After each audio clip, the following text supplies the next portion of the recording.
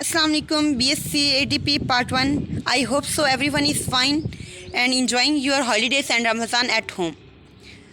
Today we will discuss Mechanics Chapter number 2 Particle Dynamics. BSc Part 1 की book है mechanics. आपको पता चला होगा कि मैकेनिक्स BSc का सिलेबस चेंज भी हो गया है। मैकेनिक्स और आप EMT पढ़नी है, तो अभी हम मैकेनिक्स का चैप्टर नंबर 2 स्टार्ट करते हैं, प्रैक्टिकल डायनामिक्स। ठीक है, प्रैक्टिकल डायनामिक्स को देखने से पहले हमें कुछ बेसिक डेफिनेशंस हैं, उनको देख लेते हैं। सबसे पहले तो हम बुक स्टार्ट कर रहे हैं मैकेनिक्स की, तो पता होना चाहिए मैकेनिक्स क्या है। मैकेनिक्स ब्रांच है फिज़िक्स की ऐसी स्टूडेंट्स जिसमें हम उन ऑब्जेक्ट्स को स्टडी करते हैं जो मोशन में होते हैं, चाहे उस मोशन का कोई काज हो या ना हो, उसको हम क्या करते हैं, स्टडी करते हैं। यानी कि मैकेनिक्स ऐसी ब्रांच है फिज़िक्स की जिसमें हमने क्या स्टडी करना है, ऑब्जेक्ट्स की मोशन को। ठीक है, फिर हम कहते हैं कि मैकेनिक्स की हमारे पास दो टाइप्स आती हैं, एक काइनेमेटिक्स और दूसरी डायनामिक्स। अब देखते हैं कि काइनेमेटिक्स क्या होती है। काइनेमेटिक्स ब्रांच है ऐसी मैकेनिक्स की जिसमें हम स्टडी करते हैं ऑब्जेक्ट्स इन मोशन को, लेकिन उनका हमें जो मोशन होता है उसकी कोई काज पता नहीं होती, हमें नहीं पता कि वो मोशन किस वजह से हो रही है, उसका काज क्या है, उसको हम क्या कहते हैं, काइनेमेटिक्स। नेक्स्ट है हमारे पास इसकी सेकंड टाइप है, ये सेकंड ब्रांच है डायनेमिक्स, जिस पे आज हमने ये चैप्टर स्टार्ट करना है। तो डायनेमिक्स हमारे पास ऐसी ब्रांच है मैकेनिक्स की, the branch of mechanics in which we deal objects in motion with cause of motion. यानी ऐसी ब्रांच फिज़िक्स की नहीं, मैकेनिक्स की। ठीक है, ऐसी ब्रांच मैकेनिक्स की जिसमें हम ऐसी ऑब्जेक्ट्स को डील करेंगे जो मोशन में होंगी और उसके मोशन का कोई ना कोई काज भी होगा। काइनेमेटिक्स में हमें काज नहीं पता होगा, ऑब्जेक्ट मूव कर रही है लेकिन उसका क्या काज है वो हमें नहीं पता। लेकिन काइनेमेटिक्स में क्या होगा, काइनेमेटिक्स में नहीं, डायनामिक्स में, सॉरी डायनामिक्स में क्या होगा कि हमें उस ऑब्जेक्ट का काज भी पता होगा कि ये किस काज की वजह से मूव कर रही है। तो चलिए स्टार्ट करते हैं। सबसे फर्स्ट हमारे पास state Newton's laws of motion. हमने क्या करना है क्वेश्चन नंबर 1 में कि हमने न्यूटन्स की जितने लॉस हैं उनको डिस्कस करना है। लेकिन आप न्यूटन्स ने हमें लॉस दिए हैं, वो किस बेस्ड पे दिए, जब हमारे पास मोशन क्या हो, स्ट्रेट लाइन यानी लीनियर मोशन हो। लीनियर मोशन में हमारे जो न्यूटन्स के लॉस हैं वो एप्लीकेबल हैं, उसके अलावा हम उनको यूज़ नहीं कर सकते। तो क्या कहता है, लीनियर मोशन क्या होती है हमारे पास, the straight line motion of a body is called linear motion. Newton has presented 3 laws of motion about linear motion stated as. Newton ने क्या किए, स्ट्रेट लाइन मोशन पे बात की बॉडी के, और फिर उसने 3 लॉस दिए और जिनको हम न्यूटन लॉस कहते हैं।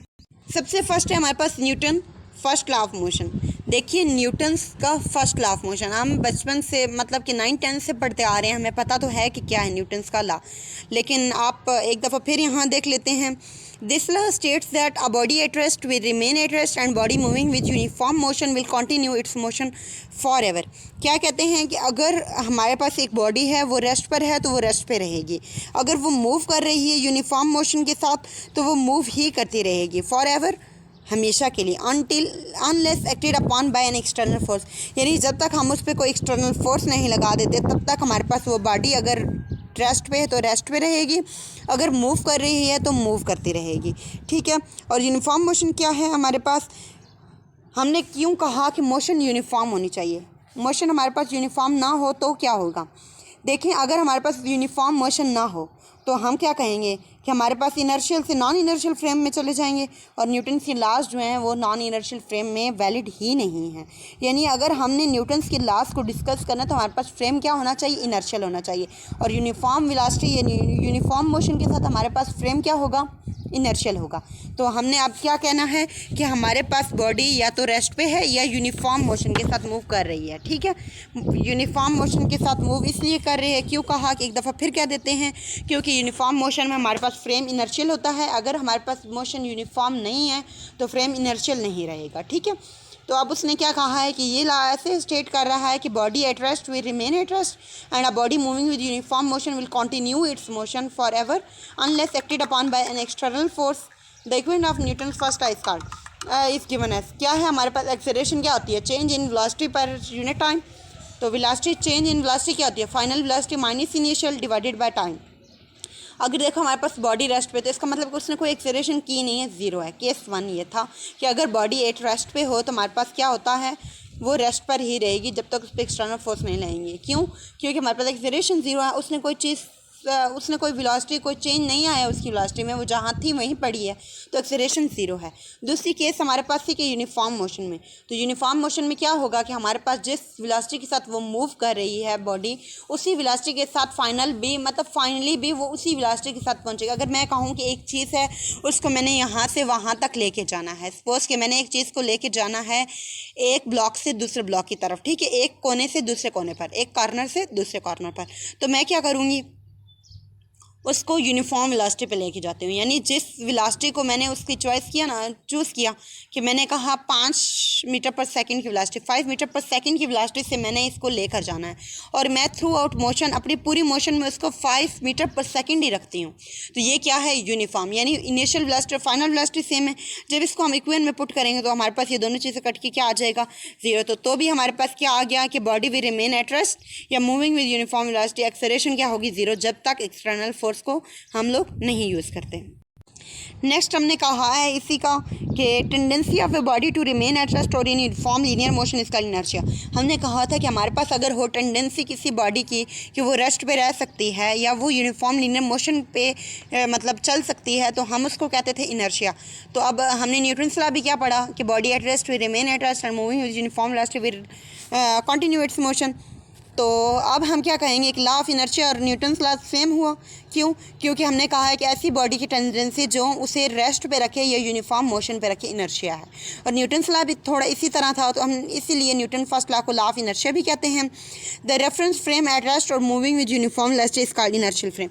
हमने कहा कि हमारे पास जो न्यूटन्स के लॉ थे वो वैलिड किस लिए हैं, इनर्शियल फ्रेम के लिए। तो इनर्शियल फ्रेम क्या होगा कि ऐसा रेफरेंस फ्रेम जिसमें बॉडी या तो रेस्ट पे है या यूनिफॉर्म वेलोसिटी के साथ मूव करिए, उसको हम इनर्शियल फ्रेम कहते हैं। आई होप सो कि आपको न्यूटन्स का फर्स्ट लॉ समझ आया होगा। नेक्स्ट हम देखते हैं न्यूटन सेकंड लॉ। देखिए न्यूटन सेकंड लॉ क्या है।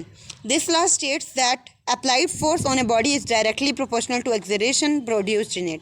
हमने कहा है कि हमारे पास ये लॉ क्या स्टेट करता है कि अगर हमारे पास एक बॉडी की फोर्स है, एक किसी बॉडी पे कोई फोर्स लग रही है और वो डायरेक्टली प्रोपोर्शनल है उसके एक्सलेरेशन के, तो हम क्या कहेंगे कि हमारे पास क्या होगा, न्यूटन का सेकंड लॉ क्या है कि अगर हमारे पास एक बॉडी है वो मूव कर रही है और उसकी मूवमेंट और उसकी फोर्स जो है वो डायरेक्टली प्रोपोर्शनल है, तो हमने लिख दिया एफ डायरेक्टली प्रोपोर्शनल टू ए। इस कांस्टेंट को, डायरेक्टली प्रोपोर्शनल को हटाने के लिए कांस्टेंट लगाया एम, तो हमारे पास क्या बन गया, F is equal to M A. अब यहाँ पे हमारे पास m क्या है, कांस्टेंट है, प्रोपोर्शनलिटी कांस्टेंट है जो मास ऑफ बॉडी है, यानी मास तो चेंज नहीं होगा। अगर मैं कहूँ कि मैंने ये बुक उठा के दूसरे कॉर्नर तक लेकर जानी है, ये दूसरे रूम तक लेकर जानी है, दूसरी बिल्डिंग तक, अब देखिए हम लोग चाह रहे हैं हमारी वेलोसिटी में, हमारे एक्सेलरेशन में तो चेंज आएगा। यानी कि हम लोग क्या पता थोड़े से आगे चल के थोड़ा तेज़ चलने लग पड़े या कहीं ट्रैफिक है तो हम आहिस्ता हो जाएँ, हमारी एक्सेलरेशन में, हमारी वेलोसिटी में तो फ़र्क आ रहा है, लेकिन हमारा जो मास है बॉडी का वो तो चेंज नहीं हो रहा। हमने कहा कि फोर्स डायरेक्टली प्रोपोर्शनल है किसके, मास के, एक्सेलरेशन के, और हमने कांस्टेंट क्या लगाया, मास। तो असल यूनिट मास का क्या होता है, किलोग्राम, वो भी हमें पता है। चलो अब देखते हैं हम कि वो क्या बना था, F is equal to M A. हमने क्या निकाला था, V F minus V I by change in time, यानी del V by del T था। डेल वी क्या है, चेंज इन वेलोसिटी, उसको लिखा। तो अगर हम इसको लिखें एम को मल्टीप्लाई करते क्या बन जाता है, M V F minus M V I divided by change in time. तो क्या बन गया, F is equal to M V F क्या है, मोमेंटम, एम वी क्या होता है, मोमेंटम। तो अगर एफ है तो final momentum minus initial momentum by change in time. तो अगर P F minus P I था, जैसे V F minus V I change in V है, P F minus P I क्या होगा, change in P divided by time. तो F is equal to change in P minus by change in time. अगर हम limit कहें कि limit del T approaches to zero, तो हमारे पास जो है डेल है वो किस में चेंज हो जाएगा, ऑर्डिनरी डेरिवेटिव डी में। तो ये हमारे पास क्या बन जाएगा, differential P by differential T. तो अब हम कह सकते हैं कि rate of change in momentum of a body is equal to applied force, this is called Newton's second law of motion. तो अब हम क्या कह सकते हैं कि हमारे पास जो मोमेंटम का रेट है, चेंज है उसमें मोमेंटम में, उसको हम अप्लाइड फोर्स के इक्वल कह सकते हैं, यानी change in momentum per unit time is equal to force, और इसी को हम Newton second law of motion in terms of momentum कहते हैं। अब हमने क्या देखा, न्यूटन का फर्स्ट लॉ देखा है जो लॉ ऑफ इनर्शिया पे था बेस्ड, न्यूटन का सेकंड लॉ देखा जो लॉ ऑफ मोमेंटम पे भी बेस्ड है, चेंज इन मोमेंटम पे, इन टर्म्स ऑफ मोशन मोमेंटम हम इसको ले सकते हैं। अब हमारे पास थर्ड लॉ क्या है, Newton third law of motion. Newton का थर्ड लॉ ऑफ मोशन हमें क्या कहता है, this law states that two bodies exerts forces upon each other when they interact with one another. हमने कहा कि हमारे पास क्या है, ये लॉ ऐसे स्टेट करते हैं कि अगर हमारे पास दो बॉडीज़ हैं, एक्सर्ट करती हैं फोर्सेस अपॉन ईच अदर, एक दूसरे पे force, when they interact with one other, जब वो एक दूसरे से मिलती हैं, these force are equal in magnitude but opposite in direction. हमने क्या कहा कि हमारे पास ये लॉ क्या स्टेट करता है कि अगर हमारे पास दो बॉडीज़ हैं और उनके ऊपर एक दूसरे पे वो दोनों फोर्स लगा रही हैं, यानी अगर हमारे पास एक ए बॉडी एक बी है और वो एक दूसरे पे फोर्सेस लगा रही हैं, तो हम कहेंगे कि उनका जो होगी फोर्स होगी वो तो इक्वल होगी मैग्नीट्यूड में, लेकिन उसकी डायरेक्शन क्या होगी, ऑपोजिट होगी। यानी अगर ए ने बी पे फोर्स लगाई इन द डायरेक्शन टूवर्ड्स, ठीक है, तो बी क्या करेगा, इन रिटर्न उस पर फोर्स लगाएगा, ठीक है। The force exerted by first body on second body is called action, यानी कि अगर एक ने दूसरे पे फोर्स लगाई तो वो क्या था, एक्शन था। And force exerted by second body on first body in response is called reaction, और जो इसके रिस्पॉन्स में सेकंड बॉडी ने फर्स्ट बॉडी पे फोर्स लगाया उसको क्या कहा हमने, reaction. The action and reaction are equal in magnitude but opposite in direction when two bodies A and B interacts with each other. This is called Newton's third law. हमने क्या कहना है कि हमारे पास बॉडी A ने और body B ने एक दूसरे के साथ इंटरेक्ट हुई है और एक दूसरे पे एक्शन और रिएक्शन किया, एक दूसरे पे फोर्सेस लगाई, ठीक है, और उसकी मैग्नीट्यूड तो इक्वल है लेकिन डायरेक्शन क्या है, ऑपोजिट। यानी अगर एफ ए ने एफ बी पे फोर्स लगाई है तो उसने एफ बी ने जो ए पे फोर्स लगाई है वो इक्वल है, लेकिन उनमें क्या होगा, नेगेटिव साइन होगा, मतलब कि वो इन ऑपोजिट डायरेक्शन। ये था हमारे पास न्यूटन थर्ड लॉ। हमने कितने लॉस पढ़े हैं, 3 पढ़े, न्यूटन्स के 3 लॉस पढ़े हैं, और हमने ये कहा है कि हमारे पास ये लीनियर मोशन में और इनर्शियल फ्रेम्स में होल्ड कर रहे हैं, ठीक है। मोशन क्या होनी चाहिए, स्ट्रेट लाइन होनी चाहिए, और हमारे पास फ्रेम कौन सा होना चाहिए, इनर्शियल फ्रेम होना चाहिए, यानी नॉन एक्सेलरेटेड फ्रेम होना चाहिए। फिर हमने कहा कि न्यूटन्स के 3 लॉ से हमारे पास first law of Newton, third law, second law and third law. First law में हमने क्या कहा कि अगर बॉडी रेस्ट पे है तो रेस्ट पे रहेगी, अगर मूव कर रही है तो वो मूव ही करती रहेगी जब तक उस पर कोई हम एक्सटर्नल फोर्स अप्लाई नहीं करते। सेकंड में हमने कहा है कि अगर हमारे पास एक बॉडी है उस पर कोई फोर्स एफ एक्सर्ट की जा रही है तो वो उसके डायरेक्टली प्रोपोर्शनल होगी किसके, अपने एक्सेलरेशन के, और उसमें हमने एक कांस्टेंट यूज़ किया एम, और उसको हमने चेंज इन मोमेंटम की फॉर्म में भी देखा। नेक्स्ट हमने जो थर्ड पढ़ा ला वो सबसे ईजी और सबसे बेस्ट, यानी मेरी नज़र में मुझे बहुत अच्छा लगता है न्यूटन्स का थर्ड लॉ, कि every action is reaction but opposite in direction. यही चीज़ थी कि अगर हमने कहा कि कोई एक्शन रिएक्शन हुआ वो इक्वल होंगे मैग्नीट्यूड में लेकिन ऑपोजिट होंगे डायरेक्शन में, उसको हमने क्या कह दिया, Newton's third law of motion. Next हम देखते हैं question number 2। Question number 1 complete हुआ, अब देखते हैं क्वेश्चन नंबर 2 क्या है। Discuss motion of 2 bodies attached to the ends of a string that passes over a frictionless pulley such that one body moves vertically and other moves on a smooth horizontal surface। हमने ऐसी motion को discuss करना दो bodies की कि एक दोनों क्या हैं, मैस ऑफ 2 मैसेज हमारे पास जो कि इसके साथ अटैच किए गए हैं, स्ट्रिंग के एक एंड के साथ एक मैस और दूसरे एंड के साथ दूसरा मैस, यानी हमने 2 ब्लॉक्स लिए मैसेज के और उनको हमने किसके साथ अटैच किया, आपस में उनको कनेक्ट करने के लिए हमने एक स्प्रिंग यूज़ किया, एक फ्रिक्शनलेस पुली यूज़ की है, और एक बॉडी हमने ली है जो मूव्स कर रही है वर्टिकली और दूसरी हॉरिजॉन्टली। सारी बात है, एक मैस होगा जब वो वर्टिकली मूव करेगा तो जो ऊपर हॉरिजॉन्टल पड़ा होगा टेबल पे, जैसे यहाँ पे दिखाया जा रहा है, तो ये क्या करेंगे, मूव करेंगे। देखें कैसे, मैंने कहा है कि अगर हमारे पास ये देखें एक मैस ये है, एक मैस ये है, ये मैस M1 है, जब ये ब्लॉक नीचे की तरफ मूव करेगा डाउनवर्ड, ठीक है, ये डाउनवर्ड मूव करेगा तो क्या होगा, इसको ये स्ट्रिंग दोनों के साथ बंधा हुआ ना, तो ये क्या करेगा, ये आगे की तरफ मूव करेगा। समझ में ये बात की कि अगर हमारे पास एक मैस ये है, ये वर्टिकली नीचे की तरफ मूव कर रहा है, इसके साथ ज़ाहिर बात है यहाँ जो भी मैस है वो क्या मूव करेगा, उसी की डायरेक्शन में, ठीक है। तो अब मैस M1 जो है उसके ऊपर एक फोर्स M1G और जो उसको नीचे ग्रेविटी, फोर्स ऑफ ग्रेविटी, और उसके ऊपर एक नॉर्मल फोर्स N लग रही है, उसकी टेंशन T है, एक्सेलरेशन A है। नेक्स्ट M2 है, उस पर नीचे की तरफ फोर्स लग रही है, फोर्स ऑफ ग्रेविटी M1G, और मैस जो है उस पर जो टेंशन प्रोड्यूस हो रही है वो T अपवर्ड की तरफ है, ठीक है। अब हम इसको देखते हैं कि मोशन ऑफ कनेक्टेड बॉडीज़ क्या है। अच्छा देखें, ये हमारे पास एक है मोशन ऑफ कनेक्टेड बॉडीज़ और एक आता है एटवुड्स मशीन। ये दोनों हमारे पास क्या हैं, एप्लीकेशंस हैं न्यूटन्स लॉ की। अगर हमें क्या देना कि write down the application of Newton's, examiner क्या दे, Newton's second law of motion, application of Newton's second law of motion explain करें, तो हमारे पास ये दोनों आती हैं, मोशन ऑफ कनेक्टेड बॉडीज़ और एटवुड्स मशीन। इन दोनों को हम अभी देखेंगे। फर्स्ट हम देखते हैं मोशन ऑफ कनेक्टेड बॉडीज़ क्या है। The motion of 2 bodies attached to the ends of a string that passes over a frictionless pulley such that one body moves vertically and other moves on a smooth horizontal surface is an application of Newton's। अच्छा, हमने क्या कहा, the motion of two bodies attach to the ends of the string that passes over a frictionless pulley such that one body moves vertically and other moves on a smooth horizontal surface is an application on Newton's second law. कि हमने कहा हमने दो bodies ली हैं, उनको string के साथ attach किया है और उनको हमने पास करवाया किसी फ्रिक्शनलेस पुली की वजह से, और सच दैट एक बॉडी मूव करती है वर्टिकली डाउनवर्ड और दूसरी मूव करती है स्मूथ हॉरिजॉन्टल सरफेस पे। इसको हमने क्या कहा कि ये एप्लीकेशन किसकी है, Newton's second law of motion की। फिर हमने कहा कंसीडर करते हैं ब्लॉक ऑफ मैसेज है M1 and M2 attach to the ends of a spring. हमने क्या कहा कि दो मैसेज है M1 M2, उनको अटैच किया है किसी एंड के साथ स्प्रिंग के, और हमने कहा कि उस स्प्रिंग को हमने पास ओवर करवाया है किसी फ्रिक्शनलेस पुली पे। अब हम कहते हैं जब ब्लॉक M1 है मूव्स करेगा हॉरिजॉन्टल, कब करेगा, जब mess M2 vertically downward move करेगा। ज़ाहिर बात है वो नीचे मूव करेगा, आगे जैसे बताया था कि वो नीचे मूव करेगा तो हमारे पास ब्लॉक M1 भी मूव करेगा हॉरिजॉन्टल सरफेस पे। तो क्या कहते हैं, the block M1 moves on horizontal surface when block M2 is allowed to move vertically downward.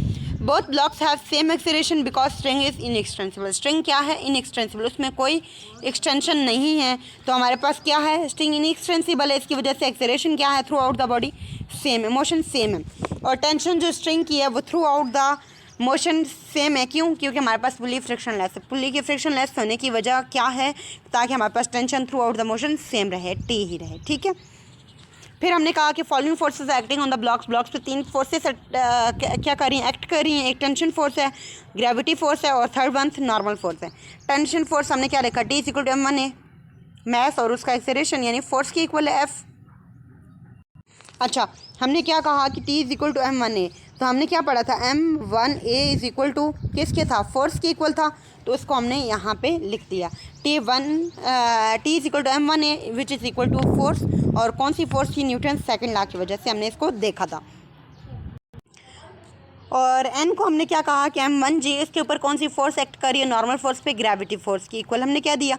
और हमने कहा कि फ्री बॉडीज़ जो हैं डायग्राम, उसको अगर हम देखें सेकंड ब्लॉक्स के लिए, तो हम क्या कहते हैं, M2G जो है मैस ऑफ कौन सा, मैस ऑफ ग्रेविटी जो है हमारे पास, सेकंड मैस ऑफ ग्रेविटी, उसमें हमने अगर टेंशन को माइनस कर दे तो हमारे पास एक्सेलरेशन आती है। कैसे, देखिए हमारे पास ये क्या है, ये मैस है M2, ये डाउनवर्ड मूव कर रहा है M2G के साथ, ठीक है, किसके साथ मूव कर रहा है, M2G के साथ, ये चीज़ हमने कही है। तो देखें जब हमारे पास ये मैस मूव कर रहा है M2G के साथ डाउनवर्ड, और टेंशन किस तरफ है, अपवर्ड, मैस किस तरफ मूव कर रहा है, डाउनवर्ड, ये एक्सेलरेशन के इक्वल कब होगा, जब हम इस टेंशन को माइनस कर दें इसमें से, ठीक है। यानी कि अगर हम इसको इसमें से माइनस करें तो हमारे पास क्या आ जाता है, फोर्स M1A एक्सेलरेशन, ठीक है। तो अब आपको पता चला M2G माइनस G क्यों लिखा, ठीक है। ये दो इक्वेशंस, टेंशन की ऊपर वाली और नेचर, इन दोनों को अगर हम ऐड करें, एडिंग इक्वेशन 1 और 2, T हमारे पास किसकी इक्वल होगा, जब ऐड करेंगे इस T प्लस T और ये माइनस T क्या हो जाएगा, आप इसमें कट जाएगा, तो M1A और M2A, यहाँ से M1 और M2 को कॉमन लेंगे, एक्सेलरेशन मतलब कॉमन लिए तो M1 M2 बच जाएगा अंदर, और इधर M2G बच गया, क्योंकि दोनों T क्या हो गया, कैंसिल हो गए। क्या किया हमने, ये T और ये T कैंसिल हो गया, पीछे क्या बच गया, M2G, ये वाली टर्म, ठीक है। M1 इसमें भी है A और इसमें भी है A, तो हमने अगर A को कॉमन ले तो M1 प्लस M2 बच जाता है, ठीक है। और एक्सेलरेशन को हमने क्या लिया, कॉमन ले लिया, ठीक है। तो यहाँ पे हमारे पास ये चीज़ आ गई है। अगर यहाँ से हम एक्सेलरेशन को निकालना चाहें तो इस चीज़ को M1 प्लस M2 वाली टर्म को, यहाँ जो टर्म है हमारे पास, इसको क्या करेंगे, इसके नीचे ले जाएंगे। जब इसके नीचे जाएगा एक्सेलरेशन की, तो ये क्या आ जाएगा, M2G divided by M1 plus M2, ये हमारे पास क्या आ गया है, एक्सेलरेशन, यानी ये हमारे पास किसकी वैल्यू आ गई है, A की। हमें अगर टेंशन निकालनी है इसकी, तो हम क्या करेंगे, इस A की वैल्यू को इस A की जगह पर हम पुट कर देंगे। यहाँ क्या है हमारे पास, हमने इसको क्या करना है, पुट करना है इसकी जगह, तो हमारे पास क्या आ जाएगा, M1, यहाँ पे जो A है इसकी जगह ये वैल्यू आ जाएगी सारी। जब इसकी जगह हमारे पास ये वैल्यू आ जाएगी तो T की वैल्यू क्या आ जाएगी, M1 M2 divided by M1 plus M2, और J को हमने बाहर कॉमन निकाल लिया, तो ये हमारे पास एक्सेलरेशन थी ऊपर जो हमने निकाली है, क्या थी वो, M2G divided by M1 plus M2, और टेंशन जो अभी हमने निकाली है M1 M2 divided by M1 plus M2 into G। ये हमारे पास क्या एक्सेलरेशन और टेंशन है जो इन हर ब्लॉक में प्रोड्यूस हो रही है, यानी ब्लॉक जो मैस M1 है उसमें भी और मैस M2 में भी ये चीज़ प्रोड्यूस हो रही है। ये था हमारे पास न्यूटन्स का कि एप्लीकेशन की फर्स्ट न्यूटन एप्लीकेशन में से फर्स्ट एप्लीकेशन थी मोशन ऑफ कनेक्टेड बॉडीज़, कि अगर दो बॉडीज़ आपस में कनेक्टेड है उनमें जो मोशन हो रही है उसको कैसे हमने डिस्कस किया, ये हमने पढ़ा। अब आगे हम देखते हैं एडवर्ड्स मशीन क्या है। क्वेश्चन आएगा हमारे पास, discuss vertical motion of two bodies attach to the ends of string that passes over a frictionless pulley. कि आपने क्या करना है, वर्टिकल मोशन बतानी है दो बॉडीज़ की, अगर उनको हम अटैच करें एंड के साथ स्ट्रिंग के साथ तो वो क्या करेंगे, पास ओवर करेंगे एक फ्रिक्शनलेस पुली से, और इसको हमने क्या करना है, डिस्कस करना है। तो डिस्कस कर लेते हैं क्या है हमारे पास एडवर्ड्स मशीन। कंसीडर करते हैं दो अनइक्वल मैसेज हैं M1 और M2, अटैच करते हैं एक एंड ऑफ स्ट्रिंग के साथ और पास करते हैं उसको फ्रिक्शनलेस पुली के साथ। इस अरेंजमेंट हम क्या देते हैं, एडवर्ड्स मशीन। क्या करेंगे, दो अनइक्वल मैसेज लेंगे M1 M2, उनको अटैच करेंगे एंड ऑफ स्ट्रिंग के साथ और उनको पास ओवर करवाएंगे किसी फ्रिक्शनलेस पुली पे से। तो इस अरेंजमेंट को हम क्या कहते हैं, एडवर्ड्स मशीन। हम कहते हैं जो हैवी ब्लॉक है वो मैस M1 है और वो मूव्स करता है वर्टिकली डाउनवर्ड, और हम कहते हैं कि हमारे पास जो लाइटर बॉडी है M2 वो मूव्स करती है वर्टिकली अपवर्ड। ठीक है, तो इसके वजह से क्या होगा, हमारे पास एक वर्टिकली अपवर्ड मूव कर रही है और एक वर्टिकली डाउनवर्ड मूव कर रही है। हैवी बॉडी है, ज़ाहिर बात है वो नीचे की तरफ जाएगी, और जो मैस है M2 लाइटर वो कहाँ जाएगा, ऊपर की तरफ। तो अगर हम कहें कि हमारे पास acceleration throughout the body same है, क्यों सेम है, क्योंकि जिस स्ट्रिंग के साथ हमने अटैच किया वो क्या है, इनएक्सटेंसिबल है। ठीक है, और टेंशन जो है वो भी हमारे pass through out the motion क्या रहेगी, सेम रहेगी, क्योंकि पुल्ली क्या है, फ्रिक्शनलेस है। तो अगर हम इसमें से देखें एक मिस्टेक है डायग्राम में मिस्टेक क्या है हमारे पास, देखें हैवी मैस है, हमने कहा कि वो कहाँ जाएगा, डाउनवर्ड, और जो मैस M2 है वो कहाँ जाएगा, अपवर्ड। लेकिन यहाँ क्या हो रहा है हमारे पास, यहाँ क्या हो रहा है, ये मैस है M2 ये कहाँ जा रहा है, डाउनवर्ड, और जो मैस M1 है वो कहाँ जा रहा है, अपवर्ड। लेकिन हमें तो ये नहीं चाहिए, हमें क्या चाहिए कि हमारे पास जो मैस M1 है वो डाउनवर्ड मूव करे। बस हमने क्या करना है, जहाँ जहाँ M1 है वहाँ M2 कर देना है, यानी M1। अब इसकी डायग्राम क्या बन जाएगी, ये पुली थी, इसके साथ ये एक मैस है, यहाँ पे M2 की वैल्यूज आ जाएंगी सारी यहाँ पे, और इसके साइड पे जो आएगा वो हमारे पास मैस क्या आ जाएगा, M1। बस हमारे पास फ़र्क कितना आएगा, इतना सा क्या आ जाएगा हमारे पास कि मैस M1 और M2 की जगह को हम चेंज कर देंगे, क्योंकि लाइटर मैस हमेशा ऊपर की तरफ जाएगा और जो ब्लॉक है हैवी मैस का वो हमेशा किसकी तरफ जाएगा, डाउनवर्ड। बस ये छोटा सा फ़र्क था इस डायग्राम में जो मैंने आपको बताया, बाकी सेम है। अब अगर हम देखें इसमें फ्री बॉडी डायग्राम में फर्स्ट ब्लॉक की, तो उसमें क्या आ जाएगा, T is equal to T minus M1 G is equal to M1 है। T माइनस M1 G क्यों कहा कि M1 G किस तरफ मूव कर रहा है, डाउनवर्ड, जैसे आगे हमने पिछली डायग्राम में देखा, T माइनस M1 G। और जब हमारे पास मैस M2 की बात करेंगे तो M2 G में इजाफा नीचे की तरफ, M2 G ऊपर की तरफ जा रही है और टेंशन जो है वो नीचे की तरफ आ रही है। टेंशन भी ऊपर की तरफ जा रही है, M2 G क्या है, मैस ऑफ ग्रेविटी नीचे की तरफ से एक्ट कर रही है, तो M2 G माइनस T आ गया, T minus M1 G is equal to M1 A, और अगर M2 A के लिए देखेंगे तो M2 G माइनस T हो जाएगा। अच्छा, जब हमने वो दो इक्वेशंस निकाली हैं, T minus M1 G is equal to M1 A and M2 G minus T is equal to M1 A M2 A, ठीक है, हम क्या करते हैं, अब इन दोनों इक्वेशंस को आपस में ऐड कर देते हैं। जब ऐड करेंगे हमारे पास क्या आ जाएगा, T minus M1 G plus M2 G minus T is equal to M1 A M2 A। T plus का और माइनस का T आपस में कट जाएगा, G हमारे पास क्या है इसमें, देखें ये T और ये T कट जाएगा, पीछे हमारे पास क्या रह जाएगा, M1 G माइनस में और प्लस में ये प्लस है, ठीक है, प्लस M2 G। ये टर्म दोनों के पास G है, हमने इस G को कॉमन निकाला है, इधर क्या बचेगा, माइनस M1 और प्लस M2 माइनस M1, और यहाँ से एक्सेलरेशन दोनों के पास है उसको कॉमन निकाल लेते हैं तो M1 माइनस M2 बच जाएगा। तो हमारे पास क्या आ गया, ये A is equal to M1 plus M2। ये टर्म जब A के साइड से हटाएंगे तो वो कहाँ आ जाएगी, नीचे इसकी तरफ मल्टीप्लाई है तो इधर आके डिवाइड हो जाएगी, तो हमारे पास ये क्या आ जाएगा, एक्सेलरेशन निकल आई M2 माइनस M1 G के नीचे जब ये चीज़ आएगी, ये एक्सेलरेशन वाली टर्म, तो ये आ जाएगा, और ये हमारे पास क्या आ गई है, एक्सेलरेशन आ गई। अगर हमारे पास वो जो दो इक्वेशंस हैं, एक T minus M1 G M1 A था, एक plus M2 G minus T is equal to G, acceleration तो आ गई है हमारे पास, एक्सेलरेशन की वैल्यू क्या है, M2 minus M1 divided by M1 plus M2 G। अगर हम यहाँ से निकालें एक्सेलरेशन के साथ टेंशन निकालना चाहें तो हमारे पास कौन सी इक्वेशन थी, इक्वेशन नंबर 1 और 2 जो थी पीछे, उसको हम क्या करते हैं, आपस में डिवाइड करते हैं। ऊपर इक्वेशन नंबर 1 लिखते हैं पूरी यहाँ तक, और ये हमारे पास इक्वेशन नंबर 2 आ गई है, और इनको आपस में क्या कर देते हैं, डिवाइड कर देते हैं। जब डिवाइड करेंगे ये ए और ये ए सेम है, कट जाएगा आपस में, पीछे क्या बच जाएगा, ये चीज़ कट गई है, पीछे ये चीज़ बच गई है। इसको क्रॉस मल्टीप्लाई करते हैं, इसको इसके साथ और इसको इसके साथ, तो क्या बन जाएगा हमारे पास m2t माइनस m1 m2g, और इधर बन जाएगा m1 m2g माइनस t, यानी ये क्या बन जाएगा m2t minus m1 m2g is equal to किसके इक्वल आ जाएगा, m1 m2g माइनस m1t के इक्वल आ गया। ये चीज़ आ गया। आप क्या करते हैं, जो माइनस वाली टर्म है यहीं t है उसको इकट्ठा करते हैं, ये माइनस टर्म इधर जाएगी तो इधर प्लस में आ जाएगी, और ये वाली अगर माइनस टर्म इधर आ जाए तो ये क्या आ जाएगी, ये भी प्लस में आ जाएगी। क्या हमने करना है कि m2t को इधर ले आना है, m1t को इधर ले जाएंगे, प्लस हो जाएगी माइनस वाली टर्म, ये वाली माइनस वाली टर्म जब इक्वल की इस तरफ आएगी तो क्या हो जाएगी, प्लस हो जाएगी। तो अब हमारे पास क्या बन जाएगा, ये m1t plus m2t is equal to m1 m2g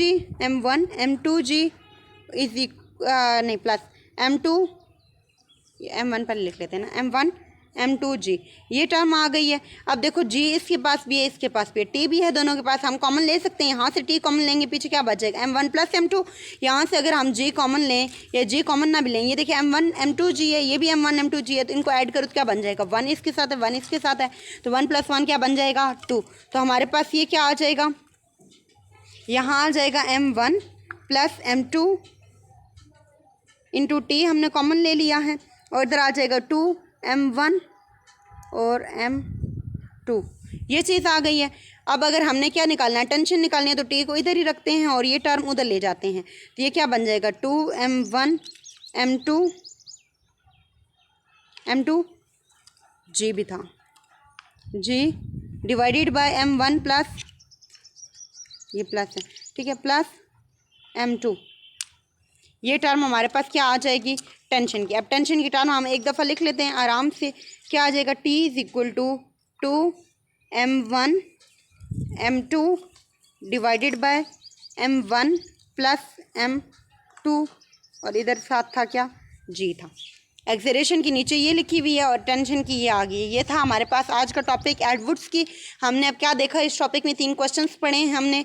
एक हमने पढ़ा है न्यूटन्स के लॉज को पढ़ा है, फिर हमने देखा है न्यूटन्स की सेकंड लॉ की जो एप्लीकेशन थी दो, एक कनेक्टेड बॉडीज़ के साथ, उसमें हमने टेंशन और एक्सेलरेशन को फाइंड आउट किया। एडवर्ड्स मशीन पढ़ा है और उसमें हमने टेंशन और एक्सेलरेशन को फाइंड आउट किया है। ठीक है, यहीं तक हमारा आज का लेक्चर 3 क्वेश्चंस पे कंप्लीट होता है। इंशाल्लाह नेक्स्ट वीडियो में अगले इसके क्वेश्चंस देखेंगे। अभी इजाज़त दीजिए, अल्लाह हाफिज़। Thanks to watch my videos.